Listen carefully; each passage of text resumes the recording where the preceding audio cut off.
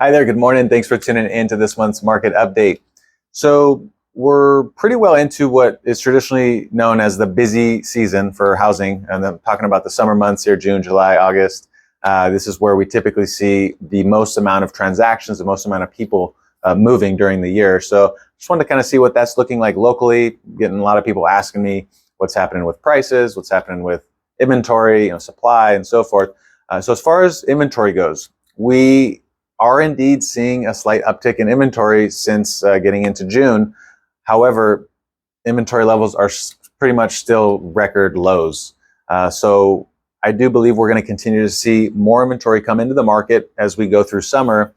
However, I would expect inventory levels to remain quite low, historically speaking. As far as prices go, we're actually seeing a slight uptick in prices, and this is largely due to the low inventory levels. There's just still that huge imbalance of supply and demand. And as far as interest rates go, touch on that briefly because obviously that's a big factor that can hurt or help demand. You're depending on the day, rates change daily. You're looking at low to mid sixes for a 30-year fixed conventional finance loan. This would be with paying no points. So what does all this mean? Well, if you're a buyer or maybe a future buyer, and by that I mean you're going to be buying a property this year, I would expect this market that we're seeing right now to be the market for the rest of the year.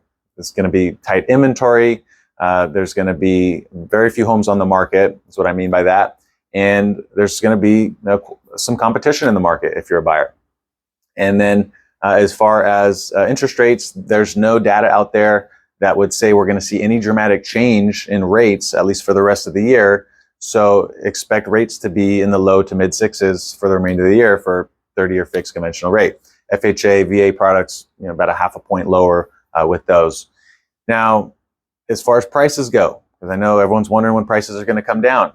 Assuming we see no significant change in rates and inventory, we're not going to see any significant change in housing prices. So again, expect these high prices to stick around for the remainder of the year.